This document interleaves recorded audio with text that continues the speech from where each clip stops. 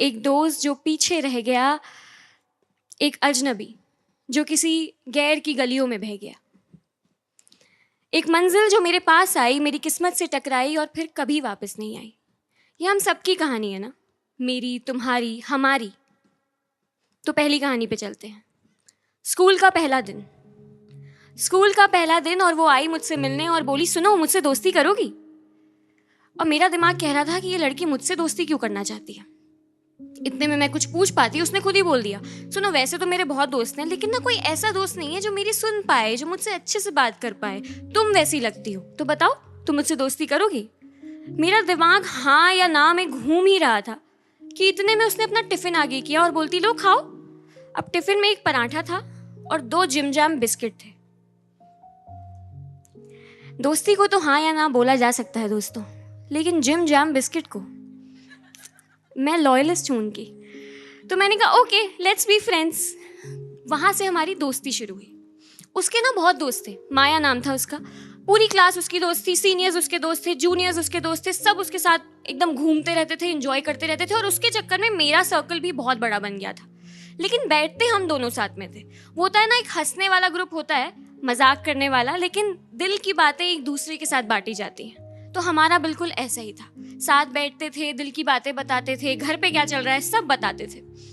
दोस्ती निभाते निभाते काफी साल पार हो गए।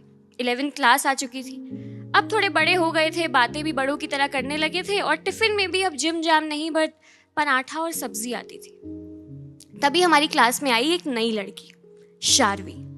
बहुत प्यारी थी, बहुत सुंदर थी और बहुत बात करती थी। अब बात करने वाले हमारी क्लास में बहुत लोग थे, लेकिन ना वो वैसी थी, माया जैसी, जो बात भी करते हैं लेकिन जिनसे बात करके लगता है कि इनका दिल सच्चा है। माया एज यूजुअल सबसे पहले हर किसी को दोस्त बनाती थी, तो उसने शार्वी से दोस्ती की, फिर मेरी उससे दोस्ती करवाई और धीरे धीरे हम 2 का ग्रुप 3 का ग्रुप बन गया। अब हम तीनों साथ हैंग आउट करते थे, मजे करते थे। कुछ ही दिनों में 12th के बोर्ड्स आने वाले थे। अब देखो, मेरे सर पे ऑलरेडी ये पहाड़ था, लेकिन उससे पहले एक पहाड़ मुझे क्रॉस करना था, जो था मेरे घर में मेरी कजिन की शादी। अब शादी मेरे मम्मी के साइड के कजिन की थी, तो तुम समझ सकते हो कि स्किप तो नहीं कर पाएंगे ये। मम्मी मतलब अपने वालों के लिए एकदम डटी रहती हैं। तो मम्मी ने मेरी लड़ के 4 छुट्टियां करवाई स्कूल से। पापा ने बोला अभी, तो उन्होंने कहा कि आप चुप रहिए। तो 4 दिन की छुट्टी करी, शादी खत्म करी। 5वें दिन मैं स्कूल जा रही हूँ और मैं सोचते हुए जा रही हूँ कि यार कितना कुछ मिस हो गया होगा, अब कैसे कवर अप करूंगी, दिक्कत आएगी, ये वो। क्लास में पहुंची तो देखा मेरे डेस्क पे श्रेया बैठी हुई थी। श्रेया तो शार्वी की डेस्क पार्टनर थी। तो मैंने कहा, श्रेया तू यहाँ क्या कर रही है? तो श्रेया ने मुझे ऐसे करके पीछे देखने को कहा। पीछे देखा तो माया और शार्वी साथ बैठे हुए थे। मुझे कुछ नहीं आया दिमाग में, मैं गई, मैंने माया को बोला कि चल भाई आ गई मैं वापस, चल डेस्क पे। और मैं वापस चली गई। मैंने अपना लंच बॉक्स निकाला, उसको डेस्क में रखा, किताबें जमाने लग गई। 10 मिनट हो गए मतलब, लेकिन माया वापस ही नहीं आई। मैंने मुड़ के देखा तो ऐसा लग रहा था जैसे माया और शार्वी जानबूझकर मेरी तरफ नहीं देख रहे हैं। मुझे कुछ समझ नहीं आया, मैं बैठ गई और मैं सोचने लगी कि क्या हो गया, मैंने कुछ गलत कर दिया क्या, कुछ बोल दिया माया को, शार्वी को कुछ बुरा लग गया क्या मेरी बात का? और मुझे समझ ही नहीं आ रहा है। तभी मैम आ गई, पढ़ाने लग गई, लेकिन मैं इन्हीं सवालों के बीच थी। तभी श्रेया ने मुझे कहा कि एक बात बताऊं? क्या? हम कम बोलने वाले लोगों को ना ज्यादा देर कोई पसंद नहीं करता। ये बोलकर वो अपने काम में लग गई और मुझे लगा ओके, तो मैं इस कैटेगरी में हूं, कम बोलने वाले लोगों की कैटेगरी में, और हमें कोई पसंद नहीं करता इवेंचुअली, तो मैं क्यों हूं ऐसी? ये सवाल उस दिन मेरे जहन में पहली बार आया था। दूसरी कहानी पे चल। कॉलेज का दूसरा दिन और वो आया मेरे सामने, वो जिसको सब देख रहे थे और सब उसे देख रहे थे, इसलिए मैं उसे नहीं देख पा रही थी। अलग कोर्स, अलग क्लास, ज्यादा मिलना भी नहीं होता था, कभी कभी लाइब्रेरी में टकरा जाते थे। फिर एक दिन 2nd ईयर की बात है, मैं लाइब्रेरी में बैठ के शांति से अपनी पढ़ाई कर रही थी, कोने वाली सीट पे अकेले। तभी वो आया, वही आकर सामने बैठ गया। मेरे दिल की धड़कनें एकदम तेज हो गई, मेरा दिमाग एकदम ऐसा पगलाने सा लगा। होता है ना जिसको पसंद थोड़ा थोड़ा करते हैं, वो सामने आ जाए तो क्या होता है। तो मुझे कुछ समझ नहीं आया। मेरे दिमाग ने बोला कि भाई हो गया गुंजन, सामान पैक करो, हॉस्टल जाओ, आज नहीं हो पाएगी पढ़ाई। And I was like okay. तो मैं बस अपने आप को गियर अप करी थी कि अब मैं ऐसे उठूंगी, फिर मैं ऐसे जाऊंगी, फिर मैं दरवाजे पे जाऊंगी, फिर मैं निकल जाऊंगी। इतने में ही मेरे पेट ने मेरा साथ छोड़ दिया। रात के 8:30 बज रहे थे, डिनर टाइम हो चुका था, शायद मेरा पेट बहुत भूखा था, तो इसलिए साइलेंट लाइब्रेरी में मेरे पेट से आवाज आई, घूम। इतना एम्बैरेसिंग कभी नहीं लगा मुझे। पूरी लाइब्रेरी में सब लोग मेरी तरफ देख रहे थे, मैं सबको मुझे देखते हुए देख रही थी और फिर वापस नोटबुक में देख रही थी। मैंने कहा अब तो निकलना ही पड़ेगा, अब तो निकलना ही पड़ेगा। इतने में ही हंसने की आवाज आई। कौन हंस रहा था? वही सामने बैठकर हंस रहा था और अपने मुंह पर हाथ रखा हुआ था। मैंने कहा बहुत हो गया, मैंने नोटबुक उठाई, मैं वापस चली गई। हॉस्टल पहुंचने ही वाली थी कि पीछे से किसी की आवाज आई, ओ घूम वाली लड़की। मैं कहा एक तो ये क्या तरीका है किसी को बुलाने का, मेरा एक नाम है, आप मेरा नाम पूछ सकते थे।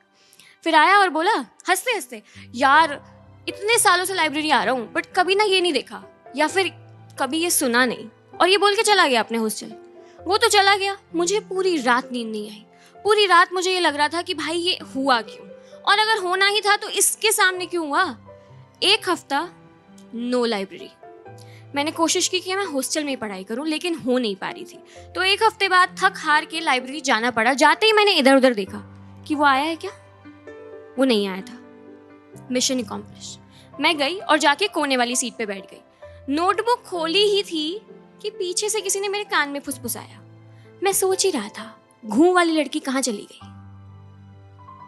मुझे फिर गुस्सा आया, लेकिन आज मेरे गुस्से का लेवल थोड़ा सा कम था। थोड़ा अच्छा भी लग रहा था कि उसे मैं एक हफ्ते बाद भी याद हूँ। नाइस। वो सामने बैठा। अब ना रोज का ये हो गया था, हम रोज उस कोने वाली टेबल पे बैठते थे, वो वहां बैठता था, मैं यहाँ बैठती थी। हमारी बात नहीं होती थी, या शायद थोड़ी बहुत होती थी। I mean, वो तो करता था। वो पूछता था कि कौन सा सब्जेक्ट पढ़ रही हो, अच्छा ये टीचर भी पढ़ाती हैं तुमको, क्या असाइनमेंट दिया है उन्होंने। लेकिन मैं सिर्फ जवाब दे पाती थी। जब तक मैं सोचती कि क्या बोलूं ऐसा जो लॉजिकल लगे, जो वियर्ड ना लगे, जिसपे इसको हंसी ना आए, तब तक गाड़ी निकल जाती थी। तो कभी मैं कुछ पूछ ही नहीं पाई। मैं उससे ही नहीं पूछ पाई कि तू क्या पढ़ता है, तेरा सब्जेक्ट क्या है, वगैरह वगैरह। 1-2 महीने ऐसे ही चलता रहा। वो पूछता रहा, मैं बताती रही और मैं चुप रही। 2 महीने बाद वापस मैं अपने टाइम पे लाइब्रेरी गई थी और उस दिन वियर्ड था क्योंकि वो नहीं आया। अगले दिन फिर नहीं आया, उसके अगले दिन फिर नहीं आया। मैं फिर से सवालों से घिर गई कि क्या हो गया, उसके किसी बैचमेट से पूछूं क्या। सोच ही रही थी, लेकिन 2-3 दिन में वो दिखा फिर से, और बार बार दिखता रहा। कभी कॉलेज कैंटीन में, कभी अपने क्लासरूम में, कभी वापस लाइब्रेरी में किसी और सीट पे। कई बार हमारी नजरें टकराई, मगर उसकी नजरें कभी मेरी नजरों पे ठहरी नहीं, क्योंकि ऐसा लगता था जैसे उसकी आंखें ना बच रही हैं मेरी आंखों से। उन्हें पता है कि मेरी आंखें उसकी चोरी पकड़ लेंगी। तो मैं उससे भी कुछ नहीं पूछ पाई, उन सवालों के साथ बैठी रही। और फिर जब सवालों का कोई जवाब नहीं मिला तो याद आई श्रेया की वो बात कि हम कम बोलने वाले लोग ना ज्यादा देर किसी को पसंद नहीं आते। कम बोलने वाले लोग पसंद नहीं आते। तो मैं क्यों हूं ऐसी? जहन में ये सवाल उस दिन दूसरी बार आया था। तीसरी कहानी पे चलते हैं, आखिरी कहानी। जैसा कि कृष्णा ने बताया, नर्सिंग छोड़कर मैं मुंबई आई थी। 6 महीना बहुत लग कर मैंने अपने ऑडिशंस दिए, एक भी ऑडिशन क्लियर नहीं हुआ। तो मुझे लगा इंटर्नशिप्स कर लेते हैं कास्टिंग की और सीख लेते हैं कि ऑडिशन लेते कैसे हैं, है ना, क्या पता देना भी आ जाए। बहुत सारे कास्टिंग इंटर्नशिप्स के इंटरव्यूज दिए, नहीं क्लियर हुए। 2-3 महीने बाद फाइनली एक क्लियर हुआ। मैं बहुत एक्साइटेड, एकदम एंथू के साथ जा रही हूँ कि किल कर दूंगी, सबको इम्प्रेस कर दूंगी, ये। बट वहां पहुंची तो यार सब लोग ना बहुत अच्छे थे, बहुत अच्छे से बात कर रहे थे, खुल के हंस रहे थे, खुल के जोक मार दे रहे थे। कुछ भी आ रहा था दिमाग में तो बोल दे रहे थे, जबकि पता है कि डांट भी पड़ सकती है और डांट पड़ती भी थी, लेकिन तब भी बोल दे रहे थे। उनके दिमाग में ऐसा लगता था कि कोई कैलकुलेशन नहीं चल रही है कि ये बोलूं, ये ना बोलूं, अच्छा बोल देती हूँ। बहुत ईजी लगता था उनके लिए मुझे। तो मुझे समझ में आ गया था कि यहाँ शायद मैं थोड़ी अलग दिखूं, और वो लगने लगा था। 1-2 हफ्ते में ही उनके भी कमेंट्स आने लगे थे हंसते हंसते कि शी इज सो फनी यार। मुझे समझ में आया कि शाय जो बोलते थे ना, वो मुझे शाय बोलते थे और ये सब चीज़ें बोलते थे। उनके साथ साथ उन्होंने मुझे ये बोलना शुरू कर दिया था कि उनको लगता था मैं जान कैसी रहती हूँ।